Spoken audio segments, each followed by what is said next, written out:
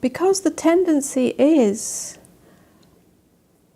when awakening has been glimpsed or the awakened view has been seen, is to then impose that onto the everyday lived experience. And when the everyday lived experience doesn't match up to it, that's when the problems start. That's when the questioning comes in, that's when the doubt comes in, that's when the striving comes in, that's when the trying to get back to it comes in, that's when the feeling of loss, something's been lost and having to find it again comes in, and all of that. But it's precisely at that point that the art of conscious surrender is called for. Because awakening, if it's to be truly lived,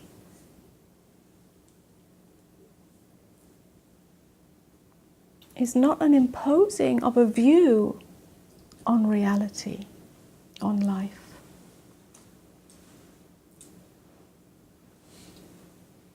It's not an accolade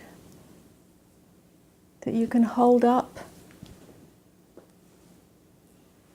in front of life and say, well, I did get it, I did achieve it, I did find it, I did see it, and why are you, life, not matching this now?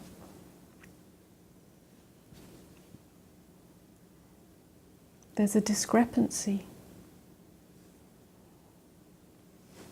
It's precisely at that point that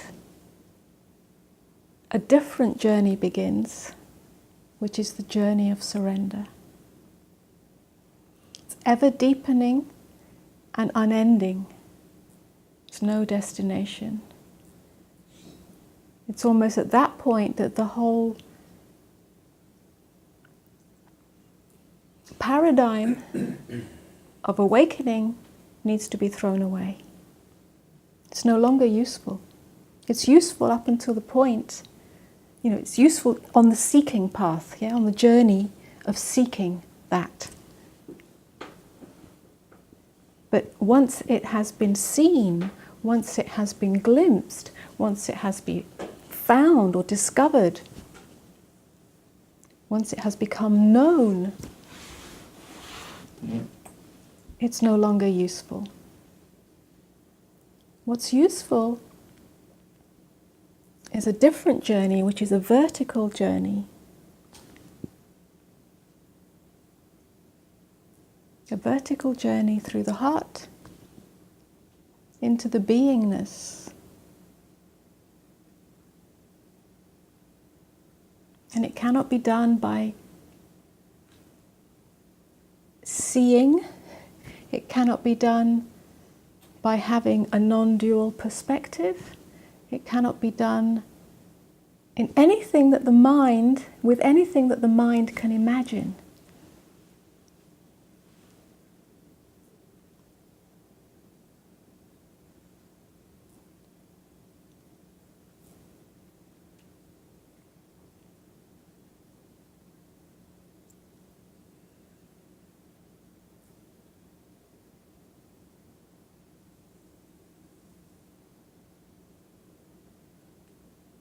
It's at that point that when the relationship with life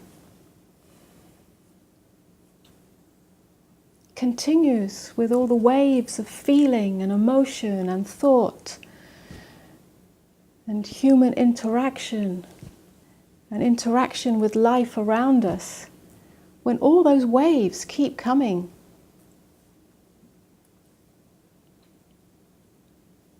that's when surrender calls us.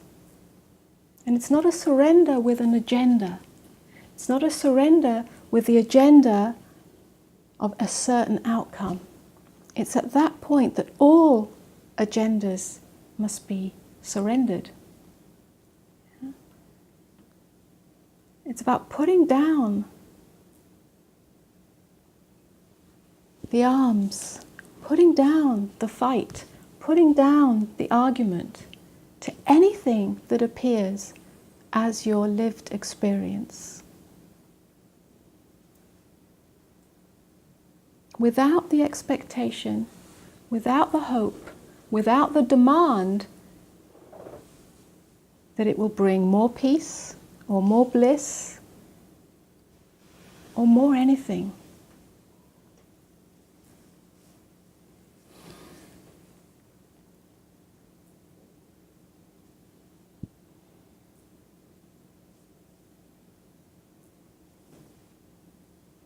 Surrender is a gentle turning in and downwards, inwards and downwards, when everything pulls you outwards. That's not a denial of the world. It's just a deeper resting place. When everything pulls outwards, even after awakening, because the relative world continues, life continues, the human experience continues.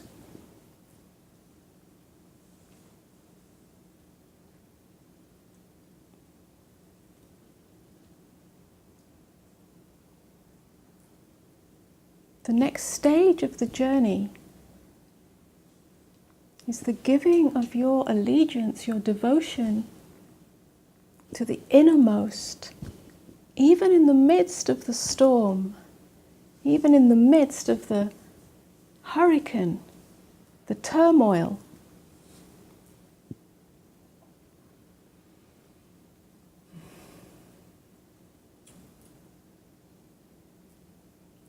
which means that even when fear arises, even when irritation arises, even when irritability arises, even when resistance arises, whatever arises as part of the human experience, give up the fight. Give up the argument with that. It doesn't mean going back to sleep. It doesn't mean losing anything. It doesn't mean regressing back into unconsciousness or unawakeness. Just means softening. Softening, being more tender towards your experience. It's just an experience. It's going to be an experience as long as you're alive.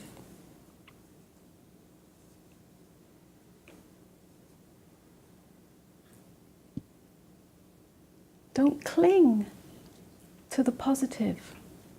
Don't cling to some idea.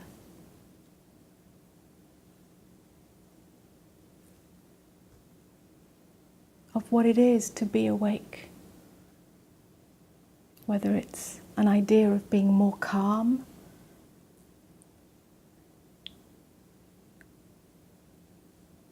or more happy, or more fulfilled.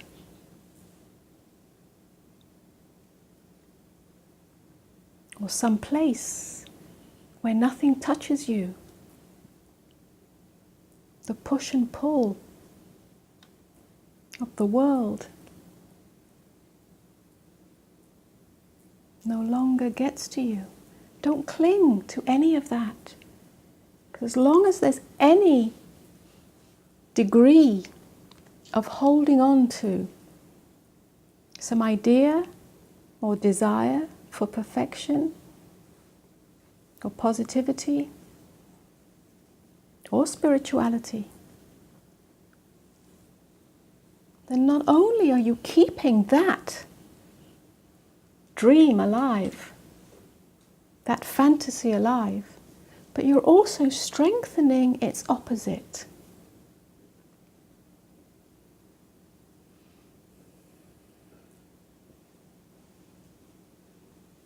Because all of that, positive and negative, all the polarities of human experience,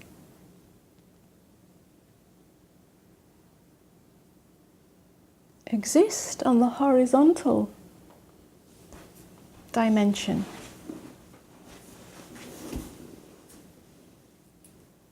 And ephemeral.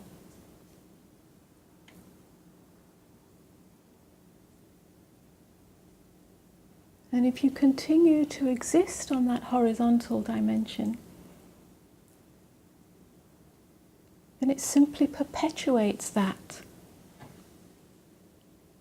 The swinging between two polarities.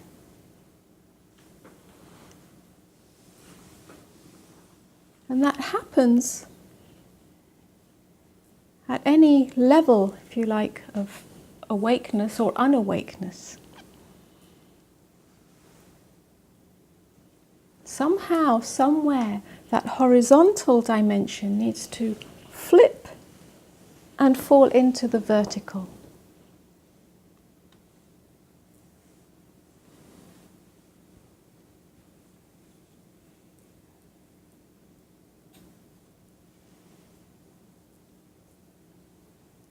Where whatever is being experienced is just as it is. There's no overlay on that of your preference or your argument or your judgment.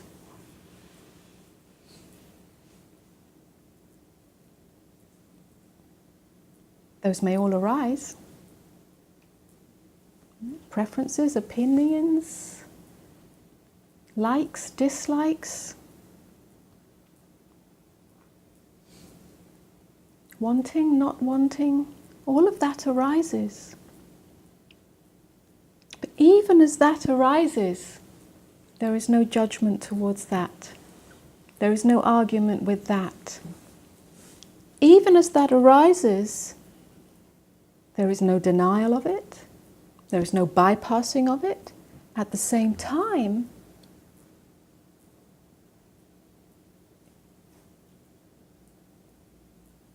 as it is fully accepted and seen, at the same time, there's a gentle turning in and down, so that the whole of you, your energetic system, is not pulled right into that. It is neither denied nor bypassed. It is fully met and fully open to. And at the same time, you are not sucked into it, where the whole of you gets lost in that. Whilst it is opened to and met without denial, you, who you really are, you, the essence of you, the innermost of you, the depth of you, is rested within that depth. So that your energy, if you like, goes in and down, where true nourishment is, where true fulfillment is, and where true growth is, and where true love is. Then you can be awake, and fully human. This requires an ongoing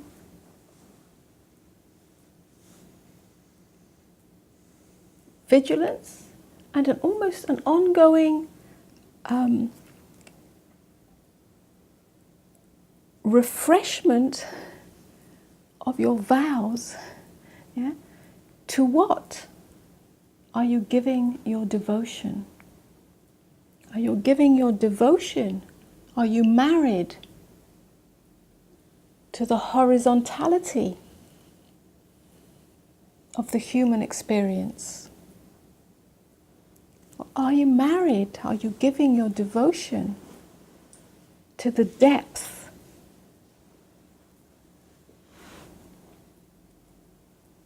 The depth through which the heart is the doorway. The depth of you, the depth of this moment. The depth of existence, the depth of life, which doesn't move, it doesn't go anywhere, it doesn't change.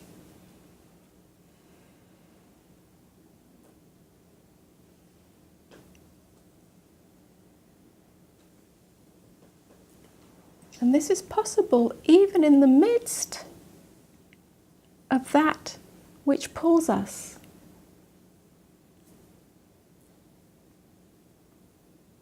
Even in the midst of our own inner storm, when that arises, in whatever way, in whatever fashion.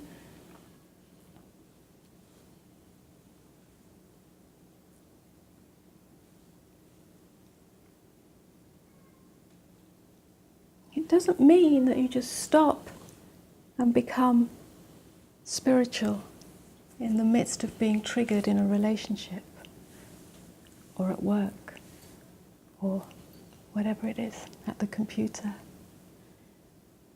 It doesn't mean you look and act and behave and respond and speak in any particular way that looks calm or peaceful or spiritual or anything that you imagine. All of that is given the freedom to respond humanly, however that human expression flows through you. But even whilst that is happening,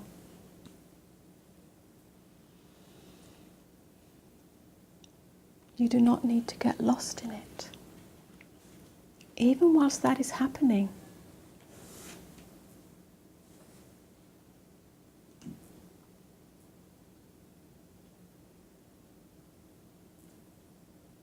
even while the mind is crazy,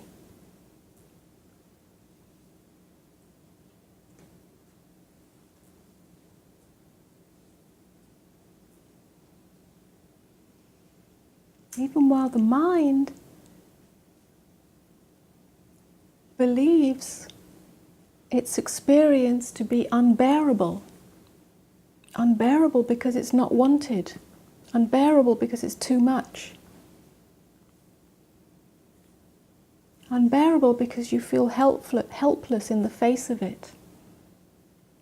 Unbearable because it's happened again and you just don't want that to happen again. Whether that happening is something, an event, a circumstance, or an inner happening, the explosion in your own emotions, your feelings, your thoughts. Even in the midst of that unbearability, even in the midst of that craziness, it's not about trying to change it or fix it or get it right with the mind. Even in the midst of that, you can turn your attention to what the heart knows to be true. What the heart knows to be true in its depth.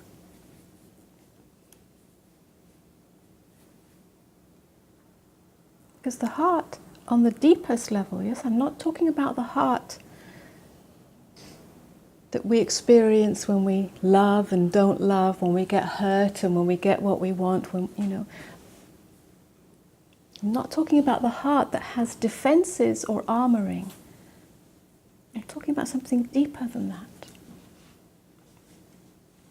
The heart that is like an endless crucible.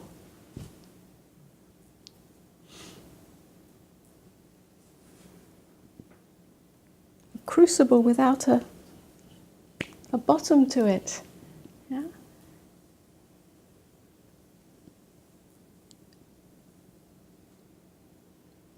That is love.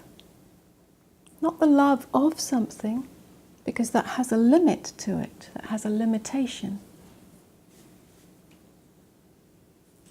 Not the love that has anything to do with feeling loved.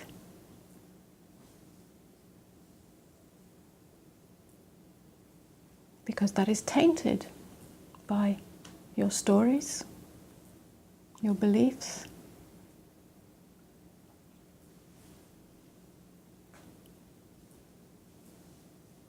I'm talking about the love that no longer has an argument with reality.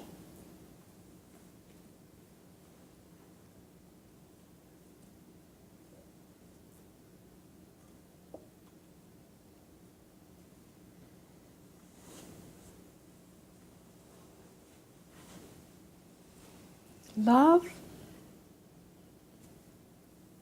that is the open space in which everything is given permission to appear and disappear and reappear.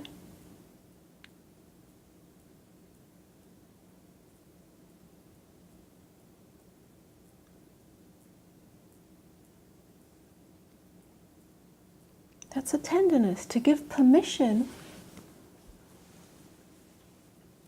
to everything, every experience.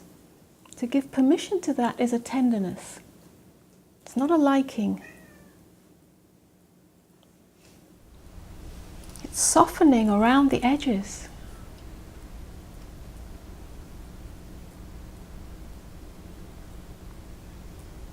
And it's very likely, as you soften around the edges of experience,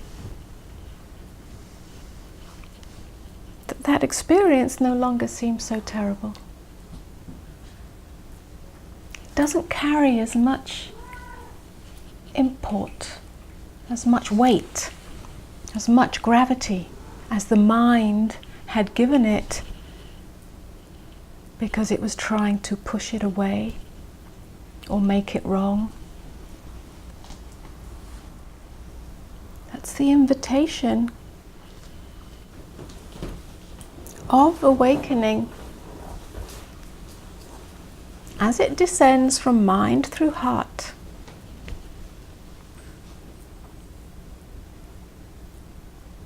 And then flows out into the world through your expression.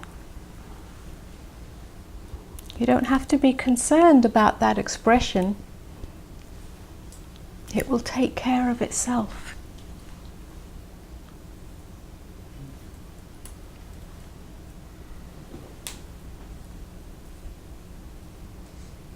The part that you are the steward of, the caretaker of, is that edge. When you notice it, that tightens or hardens against your experience. As soon as that tightening or hardening comes in, you have picked up the instruments of war.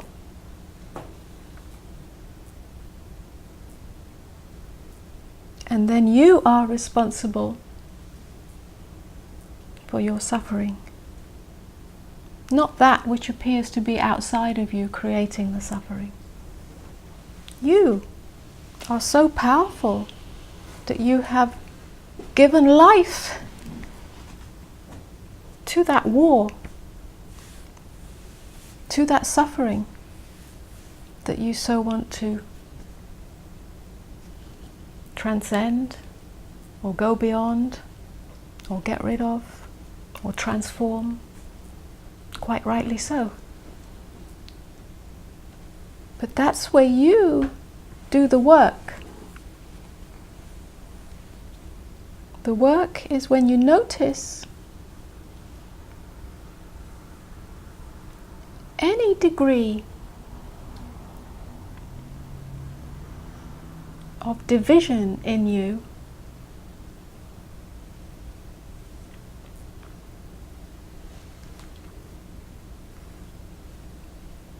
When you argue, fight, tighten, attack, run away from,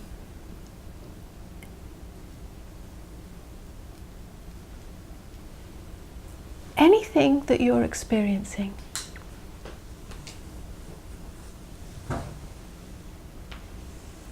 when you notice that,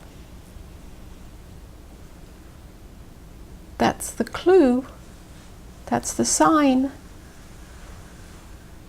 that the depth that is available in that, the depth that is available in you, has been abandoned by you. You have moved away from that. That's the time that you have a choice. You stand on the precipice of either continuing to give your allegiance to the war, or doing what seems to be the most difficult thing, which is turning around, turning within, and it's very subtle, and surrendering that.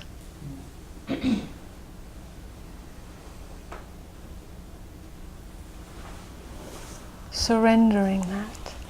It seems so difficult because a lot of investment has gone into the fight. It's what we've become habituated to. And it has a lot of gravity in it. It has a lot of density in it. But that's the moment where you don't even have to fight that. But you can surrender within it. It's tiny. It's delicate.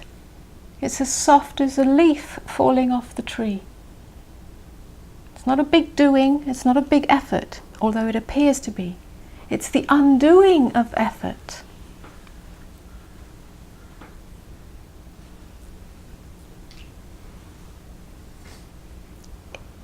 I say that's where the work is. On one level it is work because it requires your vigilance, it requires your devotion, it requires your wanting of that. It requires something of you.